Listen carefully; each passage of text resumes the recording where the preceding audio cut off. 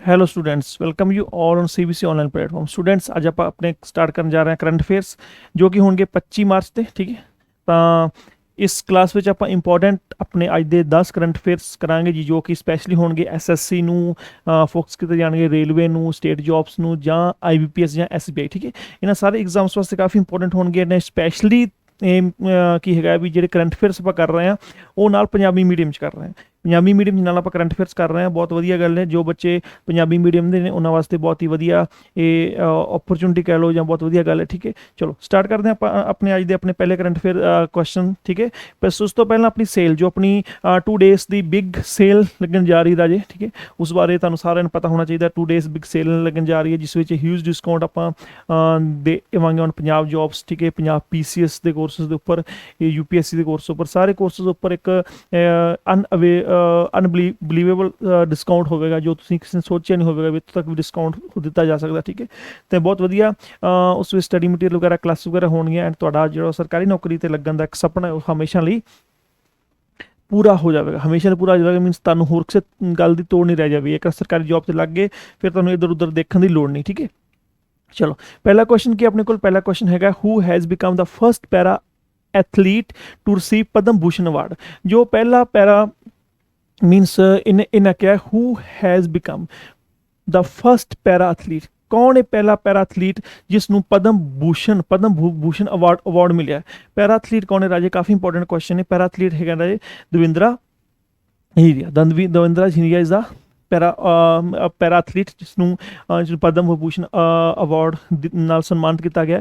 इस बारे आप होर इन्फॉर्मेशन पढ़ लेने। ठीक है, दविंद्रा हीरा become the first para athlete to receive the Padma Vibhushan award. ठीक है, he has won many para Olympic medals including gold at the 2004 para Olympics in Athens and 2016 Rio Games and silver medal at the 2020 in Tokyo. Means ਹਰ 2004 ਵਿੱਚ ਵੀ ਇਹਨਾਂ ਜਿੱਤਿਆ award. ਠੀਕ ਹੈ, 2016 ਵਿੱਚ ਵੀ ਜਿੱਤਿਆ ਐਂਡ 2020 ਚ ਵੀ। ਹਰ ਇੱਕ ਪਲੇਟਫਾਰਮ 'ਤੇ ਇਹਨਾਂ ਨੇ ਅਵਾਰਡ ਜਿੱਤੇ ਰਾਜੇ। ਇਸ ਤੋਂ ਇਲਾਵਾ ਕੀ ਹੈਗਾ? ਇਸ ਤੋਂ ਇਲਾਵਾ ਇੱਕ ਫੀਮੇਲ ਸੀ ਜਿਨ੍ਹਾਂ ਨੂੰ ਪਦਮ ਸ਼੍ਰੀ ਮਿਲਿਆ। ਉਹ ਕੌਣ ਨੇ? Avani ਲਖਾਰਾ। Avani ਲਖਾਰਾ was also awarded the Padma Shri award in the sports category. Means sports category ਦੇ ਵਿੱਚ ਅਵਾਨੀ ਲਿਖਾਰਾ ਨੂੰ ਅਵਾਰਡ ਮਿਲਿਆ ਗਿਆ। ਠੀਕ ਹੈ, ਕੀ ਮਿਲਿਆ? ਪਦਮ ਸ਼੍ਰੀ ਮਿਲਿਆ। ਇਹ ਵੀ ਤੁਹਾਨੂੰ ਯਾਦ ਹੋਣਾ ਚਾਹੀਦਾ, ਸਪੋਰਟਸ ਵਿੱਚ ਮਿਲਿਆ। ਐਂਡ ਇਹ ਕੌਣ ਸੀਗੇ? She is the first Indian woman ਸੀਗੇ to win para Olympic medal in the same games as well as the first Indian woman to earn para Olympic gold. Means para Olympic gold ਇਹਨਾਂ ਨੇ first woman ਸੀ। Static ਦਾ question ਬਣ ਸਕਦਾ ਹੈ। Means ਕੌਣ first Indian woman ਸੀ ਜਿਨ੍ਹਾਂ ਨੇ ਪੈਰਾ Olympic 'ਚ gold ਜਿੱਤਿਆ? ਤਾਂ ਨਾਮ ਕੀ ਆਵੇਗਾ ਰਾਜੇ? ਅਵਾਨੀ ਲਖਾਰਾ ਨਾਮ ਆਵੇਗਾ। ਠੀਕ ਹੈ ਰਾਜੇ, ਤਾਂ ਸੇਮ ਪਲੇਟਫਾਰਮ 2004-16 ਤੇ ਐਜ਼ ਵੈਲ ਐਜ਼ ਮੀਨ ਸੇਮ ਗੇਮਸ ਵਿੱਚ ਇਹਨਾਂ ਨੇ ਅਵਾਰਡਸ ਜਿੱਤੇ ਨੇ ਇਹਨਾਂ ਨੇ ਵੀ। ਇਸ ਤੋਂ ਇਲਾਵਾ ਪਦਮ ਭੂਸ਼ਣ ਬਾਰੇ, ਅਵਾਰਡਸ ਬਾਰੇ ਥੋੜ੍ਹਾ ਬਹੁਤ ਪਤਾ ਹੋਣਾ ਚਾਹੀਦਾ ਤੁਹਾਨੂੰ। ਠੀਕ ਹੈ, the government of India instituted 2 civilian award. 2 civilian awards ਮਿਲਦੇ ਨੇ। ਕਿਹੜੇ ਮਿਲਦੇ ਨੇ? ਭਾਰਤ ਰਤਨ ਐਂਡ ਪਦਮ ਵਿਭੂਸ਼ਣ। ਭਾਰਤ ਰਤਨ ਐਂਡ ਪਦਮ ਵਿਭੂਸ਼ਣ ਮਿਲਦੇ ਨੇ, ਇਹ ਤੁਹਾਨੂੰ ਪਤਾ ਹੋਣਾ ਚਾਹੀਦਾ। ਕਾਫੀ ਇੰਪੋਰਟੈਂਟ ਕੁਐਸਚਨ ਹੈ ਜੀ। ਠੀਕ ਹੈ, ਦ ਲੇਟਰ ਹੈਡ ਦਾ 3 ਕਲਾਸਿਸ ਨੇਮਲੀ पहला वराग, दूसरा वराग एंड तीसरा वराग। ठीक है, तो ऐसे एक ना ही करो क्योंकि इन्ना ज़्यादा आउंदा नहीं गा। तुसीं ਇਹ ਕਰ ਸਕਦੇ ਹੋ ਵੀ ਸਟਾਰਟ ਪਦਮ ਸ਼੍ਰੀ ਦੇਣੇ ਕਦੋਂ ਸਟਾਰਟ ਕੀਤੇ ਸੀ? ਉਹ 1955 ਤੋਂ ਸਟਾਰਟ ਕੀਤੇ ਸੀ। ਠੀਕ ਹੈ, ਤਾਂ ਇਹ ਵਾਲੀ ਚੀਜ਼, ਆਹ ਵਾਲੀ ਇਹਨਾਂ ਪੈਰਾਂ ਨੇ ਬਹੁਤ ਜ਼ਿਆਦਾ ਇੰਪੋਰਟੈਂਟ ਹੈ। ਕੋਈ ਵੀ ਪੰਜਾਬ ਜੌਬਸ ਲੈ ਲਓ, ਭਾਵੇਂ ਤੁਸੀਂ ਕੋਆਪਰੇਟਿਵ ਸੁਸਾਇਟੀ ਇੰਸਪੈਕਟਰ ਪੇਪਰ ਜਾ ਰਹੇ ਹੋ, ਨੈਬ ਦਾ ਦੇਣ ਜਾ ਰਹੇ ਹੋ, ਇਹ ਵਾਲਾ ਪੈਰਾ ਤੁਹਾਡੇ ਵਾਸਤੇ ਮੋਸਟ ਇੰਪੋਰਟੈਂਟ। ਤੁਸੀਂ ਇਸਨੂੰ ਚੰਗੀ ਤਰ੍ਹਾਂ ਕਰਨਾ ਰਾਜੇ। ਠੀਕ ਹੈ ਰਾਜੇ, ਚਲੋ ਸਟਾਰਟ ਕਰਦੇ ਹਾਂ ਆਪਣਾ ਨੈਕਸਟ, ਆਪਣਾ ਦੂਸਰਾ ਕੁਐਸਚਨ। ਠੀਕ ਹੈ, which state become the first to introduce carbon neutral farming method. ना carbon neutral farming method introduce करने वाली पहली स्टेट केड़ी है? काफ़ी इंपॉर्टेंट क्वेश्चन है। फर्स्ट स्टेट केड़ी राजे? तो फर्स्ट स्टेट है अपने को केरला। फर्स्ट स्टेट केड़ी है? केरला राजे। काफ़ी इंपॉर्टेंट क्वेश्चन है। पहली स्टेट केड़ी है? केरला बारे अपने थोड़ा बहुत इन्फॉर्मेशन होर रीड करांगे की है। Kerala is set to become the first state in the country introduce carbon neutral farming methods in selected locations for which the government has set aside 6 crore in 2022 to 23 budget means 2022 ਤੋਂ 23 budget ਦਾ 6 ਕਰੋੜ ਰੁਪਏ ਰੱਖਿਆ। ਕਦ ਵਾਸਤੇ ਰੱਖਿਆ ਹੈਗਾ ਇਹਨਾਂ ਨੇ? Carbon ਜਿਹੜੇ ਹੈਗੇ ਨੇ न्यूट्रल फार्मिंग मैथड्स स्टार्ट करना है। The first phase of carbon neutral farming method implemented in 13 farm 13 farmers ਦੇ ਵਿੱਚ ਕੀਤਾ under the agriculture department and tribal areas and steps are on the convent the state seeds form। ठीक है at ਇੱਕ ਆਪਾਂ ਥੋੜਾ ਜਿਹਾ ਇਹਨੂੰ ਰੇਜ਼ ਕਰ ਲੈਂਦੇ ਹਾਂ, ਤੁਹਾਨੂੰ ਈਜ਼ੀਲੀ ਪੜ੍ਹਿਆ ਜਾ ਸਕਦਾ। ਹਾਂਜੀ सीड फार्म एट अलोवो at the carbon neutral farm. ठीक है इस तो अलावा द सैकेंड फेस मॉडल जो कार्बन न्यूट्रल का है 140 असैंबली कंस्टीट्यूशन आएगा। तो यह काफ़ी इंपॉर्टेंट है, ये क्वेश्चन काफ़ी इंपॉर्टेंट है, ये तुम रीड करोगे तो काफ़ी इंपॉर्टेंट है। ठीक है जो न्यूट्रल फार्मिंग के उपर क्वेश्चन है राजे। ठीक है तो केरला जा रखनी, केरला काफ़ी इंपॉर्टेंट क्वेश्चन है केरला के उपर। ठीक है राजे नैक्सट क्वेश्चन पर बाद नैक्सट क्वेश्चन की है। हाँ जी जिन्ने भी तुसी पेपर भर आउणगियां वैकेंसी तुसी अपने कोई भी वैकेंसी छड्डनी नहीं, सारे फॉर्म फिल करने नहीं। ये नहीं तुसी आपदे माइंड च बिठा के रखना भी मैं तो इंस्पैक्टर ही लगना है। ठीक है फॉर्म तुसी भावें सारे भरने ने, किस्मत का कोई पता नहीं हुंदा आपां नूं कित्थे लैके जाना। ठीक है एक बार तुसी सरकारी डिपार्टमेंट च पैर रख लिया फिर तुहानूं जगह बैठने वास्ते जगह तो अपने आप ही मिल जाती, मीनस तुसी अगे तो अगे ग्रो करते रहंदे हो। ठीक है राजे तो सारे एग्जाम्स तुसी फिल करने जो भी गौरमेंट एग्जाम्स होणगे राजे। ठीक है तो थर्ड क्वेश्चन की अपने को who is the author of the recently who is the author of the recently launched book unfilled barrels India's oil story। unfilled barrels ਜਿਹੜੇ ਹੁੰਦੇ ਨੇ barrels India unsold India sorry oil story oil story के उपर question है Anfield barrel India oil story. तो काफ़ी important question है। ठीक है तो इनदे तुसीं देखो कि किसने बुक लिखी है, किसने बुक जी हैगी है लिखी हैगी है। ठीक है जी किसने लॉन्च की बुक? तो रिचा मिश्रा बिल्कुल सही जी, रिचा मिश्रा जी ने की है। तो Richa Mishra ji is the right answer. ठीक है इस तो अलावा होर आप पढ़ लेने some important books and authors बारे। Life in the clock tower valley, life in the clock tower valley. ठीक है शकूर अराथर ये भी काफ़ी इंपॉर्टेंट बुक होगी। ठीक है तो नैक्सट कि बुक अपने को स्परिपा लाना। ठीक है डॉक्टर एस जोशी की बुक भी काफ़ी इंपॉर्टेंट है। एलिफेंट इन द वूम ये भी कालकी कोचन की बुक हैगी है। नेम्स ऑफ द वूमेंस ये जी त्याल की बुक हैगी है। तो ये बुक्स काफ़ी इंपॉर्टेंट है, ਜਿਹੜੀਆਂ 4 बुक्स दित्तियां ने काफ़ी ज़्यादा इंपॉर्टेंट ने। ठीक है तुसीं इसका स्क्रीनशॉट ले सकते हो ਜਾਂ ਤੁਹਾਨੂੰ PDF ऑलरेडी मिल जाएगी टैलीग्राम ग्रुप के भी, टैलीग्राम ग्रुप से ज्वाइन कर लो राजे, काफ़ी इंपॉर्टेंट क्वेश्चन राजे। तो इस तो अलावा रिचा मिश्रा की है एक जर्नलिस्ट ने हिंदू बिजनेस लाइन के जर्नलिस्ट ने, ये काफ़ी इंपॉर्टेंट क्वेश्चन है जी। ठीक है तो ये वाले पैरा कर लो तो ये वाला पैरा कर लो, दोनों पैरे तेरे वास्ते काफ़ी इंपॉर्टेंट है। ठीक है जी तो हाँ जी नैक्सट क्वेश्चन क्या अपने को? नैक्सट क्वेश्चन है जी अकैडमी साइंस अकैडमी का नाम की राजे Norwegian science academy of the science and letters had awarded the Abel prize basically Abel prize mathematic वास्ते दिता जाता ना for the year 2022 for which American mathematics जो भी एक गणित शास्त्री होंगे ने जिहड़े मैथ्स नाल रिलेटेड होंगे ने मैथमैटिक नाल रिलेटेड होंगे ने उन्हां नूं एक अवॉर्ड दिता जाता जिसनूं एबल प्राइज कहा जाता ना 2022 का ये वाला अवॉर्ड दिता जाता। ठीक है तो उन्होंने पूछा किस अमरीकी गणित शास्त्री ने दिता, मीनस किस अमरीकी गणित शास्त्री ने दिता। अकैडमी का नाम है किस नूं दिता है, काफ़ी इंपॉर्टेंट क्वेश्चन है। किस नूं दिता है? Dennis Parlin Sullivan, Dennis Parlin Sullivan. तो काफ़ी इंपॉर्टेंट है, Dennis Parlin Sullivan is the right answer of this question. ठीक है तो तुसीं क्वेश्चन चंगी तरह कर लेना, काफ़ी इंपॉर्टेंट क्वेश्चन है। ठीक है राजे चलो नैक्सट क्वेश्चन इस बार थोड़ी बहुत इन्फॉर्मेशन हैगी राजे। तो इस बारे थोड़ी बहुत इन्फॉर्मेशन आपां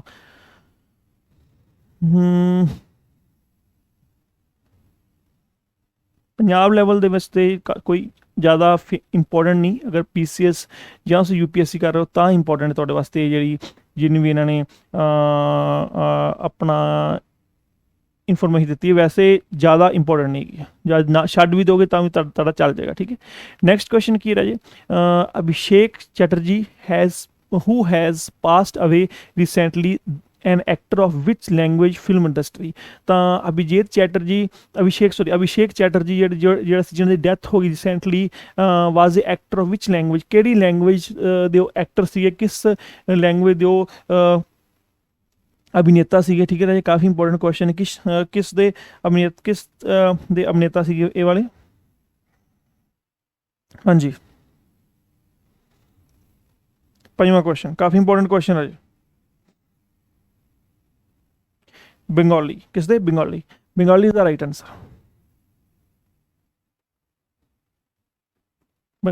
Bengali is the right answer ਹੈ ਜੀ, ਠੀਕ ਹੈ।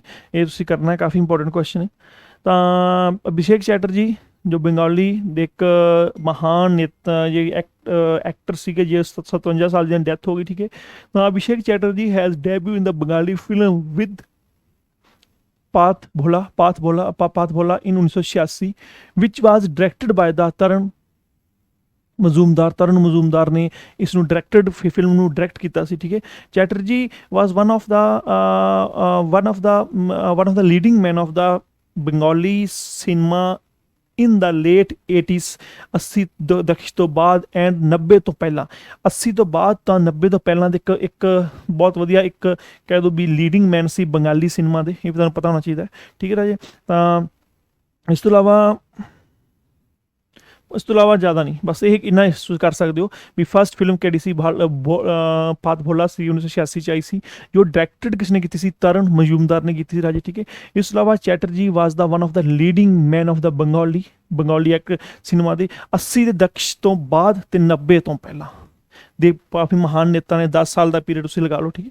ਤਾਂ ਨੈਕਸਟ ਕੁਐਸਚਨ ਕੀ ਰਾਜੇ, which Assam Rifles rising day 2022 has recently been observed in March 24। ਤਾਂ ਮਾਰਚ 24 ਨੂੰ ਜਿਹੜਾ ਹੈਗਾ ਇਹ ਅਸਮ ਰਾਈਫਲਸ ਨੇ ਰਾਈਜ਼ਿੰਗ ਡੇ ਮਨਾਇਆ। ਤਾਂ ਕਾਫੀ ਇੰਪੋਰਟੈਂਟ ਕੁਐਸਚਨ ਰਾਈਜ਼ਿੰਗ ਡੇ ਬਾਰੇ। ਤਾਂ ਕਿੰਨਵਾਂ ਰਾਈਜ਼ਿੰਗ ਡੇ ਉਹਨਾਂ ਨੇ ਮਨਾਇਆ ਰਾਜੇ? ਕਿੰਨਵਾਂ ਰਾਈਜ਼ਿੰਗ ਡੇ ਉਹਨਾਂ ਨੇ ਮਨਾਇਆ? ਤਾਂ ਕਾਫੀ ਇੰਪੋਰਟੈਂਟ ਕੁਐਸਚਨ ਹੈ, ਕਿੰਨਵਾਂ ਡੇ ਇਹਨਾਂ ਨੇ ਮਨਾਇਆ?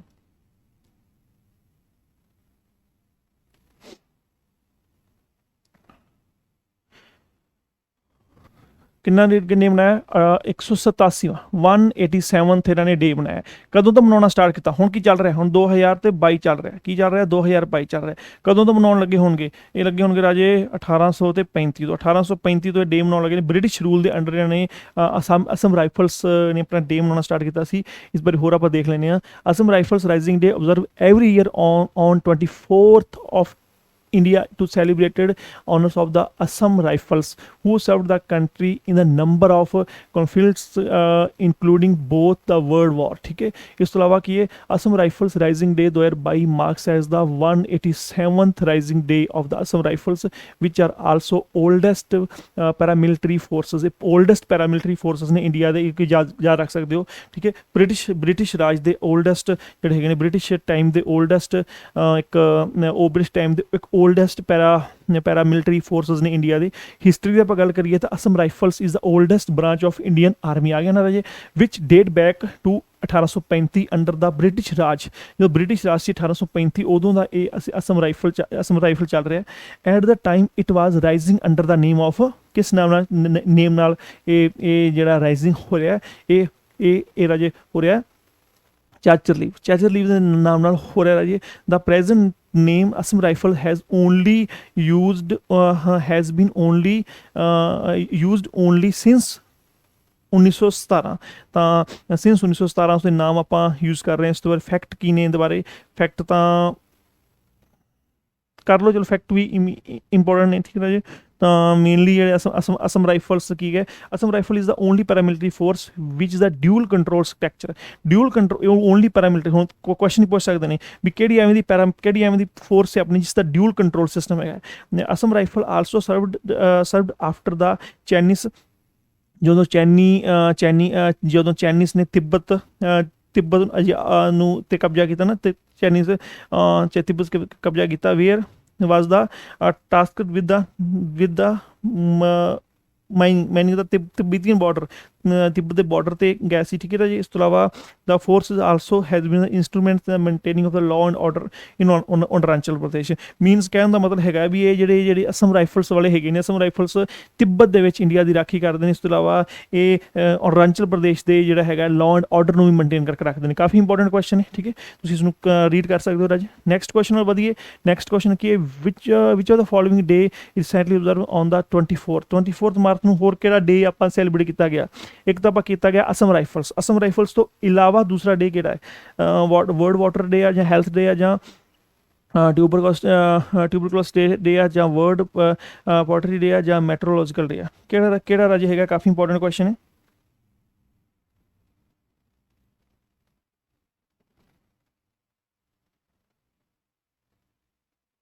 ਹਾਂਜੀ, ਤਾਂ ਵਰਲਡ ਟਿਊਬਰਕਲੋਸਿਸ ਡੇ ਹੈ, ਕਿਉਂਕਿ ਬੈਕਟੀਰੀਅਸ ਨੇ ਦੇ ਨਾਲ ਜੋ ਬਿਮਾਰੀਆਂ ਹੁੰਦੀਆਂ ਨਾ, ਉਹਨਾਂ ਤੋਂ ਮੇਨਲੀ ਇਹ ਵਾਲਾ ਰੱਖਿਆ ਜਾਂਦਾ, ਟੀਬੀ ਜੇ, ਠੀਕ ਹੈ। ਤਾਂ ਟੀਬੀ ਡੇ ਇਸਨੂੰ ਸ਼ਾਰਟ ਫਾਰਮ 'ਚ ਆਪਾਂ ਟੀਬੀ ਡੇ ਵੀ ਬੋਲ ਸਕਦੇ ਹਾਂ।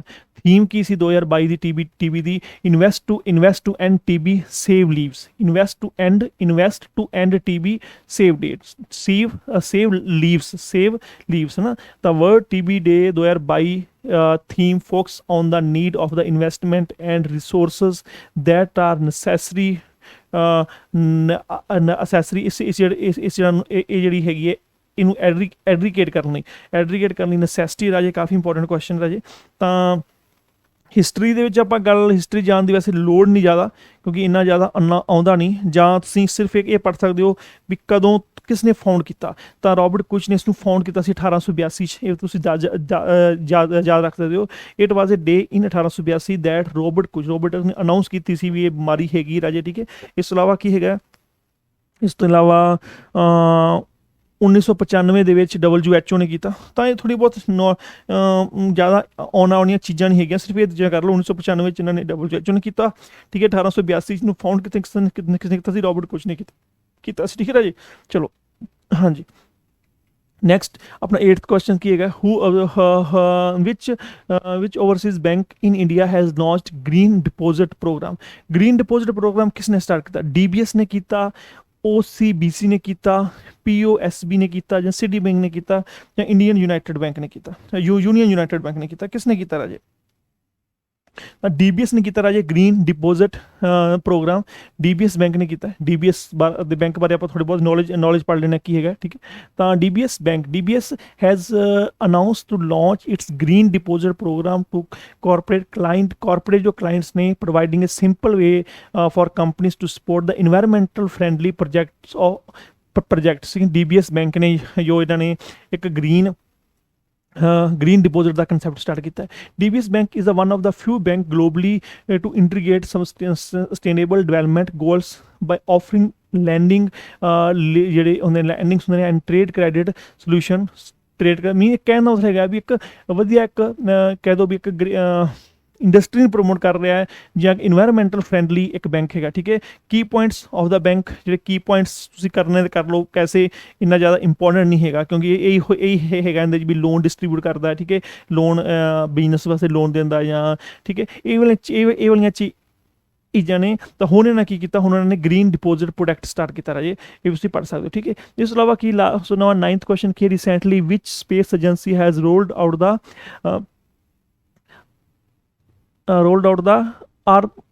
Artemis 1 ਮੂਨ ਮਿਸ਼ਨ ਕਿਸ ਪੁਲਾੜ ਏਜੰਸੀ ਨੇ ਸ਼ੁਰੂ ਕੀਤਾ? ਕਿਸ ਪੁਲਾੜ ਏਜੰਸੀ ਨੇ ਸ਼ੁਰੂ ਕੀਤਾ ਰਾਜੇ? ਕਾਫੀ ਇੰਪੋਰਟੈਂਟ ਕੁਐਸਚਨ ਹੈ। ਕਿਸ ਨੇ ਸਟਾਰਟ ਕੀਤਾ? ਨਾਸਾ ਨੇ ਸਟਾਰਟ ਕੀਤਾ। ਕਾਫੀ ਇੰਪੋਰਟੈਂਟ ਕੁਐਸਚਨ ਹੈ। ਕਿਸ ਨੇ ਸਟਾਰਟ ਕੀਤਾ ਰਾਜੇ? ਨਾਸਾ ਨੇ। ਤਾਂ national aeronautics and space organisation space administration NASA, ਇਹਨਾਂ ਨੇ ਸਟਾਰਟ ਕੀਤਾ ਰਾਜੇ। ਕਾਫੀ ਇੰਪੋਰਟੈਂਟ ਕੁਐਸਚਨ ਰਾਜੇ, ਠੀਕ ਹੈ। Recently national aeronautics and space administration rolled out the Arctic's moon mission to the launch pad for the testing at the Kennedy Space Center in Florida, United Nations, ठीक है। ਤਾਂ ਬਸ ਇਹਨਾਂ ਹੀ ਕਰ ਲਓ ਜੋ ਕਿ ਇੰਪੋਰਟੈਂਟ ਹੈਗਾ, ਠੀਕ ਹੈ। ਨੈਕਸਟ ਕੀ ਹੈਗਾ? ਨੈਕਸਟ ਐਂਡ ਲਾਸਟ ਕੁਐਸਚਨ ਅੱਜ ਦਾ, which edition of the joint training exercise between India and Uzbekistan armed ex-Dusling which were connected ਕਿੱਥੇ ਕਨੈਕਟਡ ਕਿੱਥੇ ਕੀਤਾ ਗਿਆ, ਯੂਜ਼ਬੇਕਿਸਤਾਨ 'ਚ ਕਿੰਨੇ ਉਜ਼ਬੇਕਿਸਤਾਨ 'ਚ ਹੋ ਰਿਹਾ ਰਾਜੇ। ਤਾਂ ਉਜ਼ਬੇਕਿਸਤਾਨ ਦੇ ਵਿੱਚ ਯੂਆਨਾ ਕ੍ਰਿਕ ਵਿੱਚ ਸਟਾਰਟ ਹੋ ਰਿਹਾ। ਤਾਂ 22 ਤੋਂ 31 ਮਾਰਚ ਤੱਕ ਇਹ ਚੱਲਣਾ ਹੈ। ਤਾਂ ਕਿੰਨਵੀਂ ਹੈਗੀ ਰਾਜੇ, ਕਿੰਨਵੀਂ ਹੈਗੀ, ਇਹ ਵੀ ਕਾਫੀ ਇੰਪੋਰਟੈਂਟ ਰਾਜੇ। ਕਿੰਨਵਾਂ ਇਹ ਰਾਜੇ ਹੈਗਾ, ਥਰਡ ਹੈ। ਕਿੰਨਵਾਂ ਥਰਡ ਹੈਗਾ, ਇਹ ਕਾਫੀ ਇੰਪੋਰਟੈਂਟ ਹੈ, ਥਰਡ ਹੈਗਾ ਰਾਜੇ। ਤਾਂ ਥਰਡ ਇਹਦੇ ਬਾਰੇ ਹੋਰ ਕੀ ਆਪਾਂ ਇਨਫੋਰਮੇਸ਼ਨ ਪੜ੍ਹ ਸਕਦੇ ਹਾਂ ਵੀ third edition of the joint training exercise ਦਾ ਹੈਗਾ ਰਾਜੇ, ਠੀਕ ਹੈ। ਇਹ ਵੀ ਤੁਸੀਂ ਪੜ੍ਹ ਸਕਦੇ ਹੋ। ਬਾਕੀ ਹੋਰ ਫਾਇਦਾ ਨਹੀਂ, ਬਸ ਇਹਨਾਂ ਕਰ ਲਓ, ਠੀਕ ਹੈ। ਤਾਂ ਇਸ ਤੋਂ ਇਲਾਵਾ ਸੇਲ ਯਾਦ ਰੱਖਣਾ, 2 days ਦੀ ਇੱਕ ਬਿਗ ਸੇਲ ਹੈ ਆਪਣੀ ਜੋ ਕਮਿੰਗ ਸੂਨ ਮੀਨਸ ਅਪ੍ਰੈਲ ਦੇ ਫਸਟ ਵੀਕ ਸਟਾਰਟ ਹੋ ਰਹੀ ਹੈ, ਠੀਕ ਹੈ। ਤਾਂ ਤੁਸੀਂ ਟੱਚ 'ਚ ਰਹਿਣਾ CBSE ਸਿਕਸ਼ਾ ਦੇ, ਤੇ ਹੈਲਪਲਾਈਨ ਨੰਬਰ ਹੈਗੇ ਨੇ 95 200 92 9232 ਦੇ ਉੱਪਰ, ਠੀਕ ਹੈ ਰਾਜੇ। ਓਕੇ, ਥੈਂਕ ਯੂ ਰਾਜੇ, ਮਿਲਦੇ ਹਾਂ ਨੈਕਸਟ ਕਲਾਸ ਵਿੱਚ।